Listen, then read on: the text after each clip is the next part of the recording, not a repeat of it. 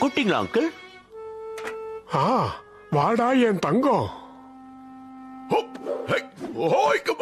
வந்துட்டேன். காலையில எனக்கு காபி குடுக்கறது முக்கியமா, பிராக்டிஸ் முக்கியமா? ஒரு நாளைக்கு 9 தடவை காபி குடிக்கலன்னா என் மனசு நிம்மதியாவே இருக்காது. அது தெரிஞ்சு ஏன் லேட் பண்ற? போய் அங்கிளுக்கு காபி கொண்டு வா. கொண்டு வரேன். ஒரு நிமிஷம் இரு. என்ன?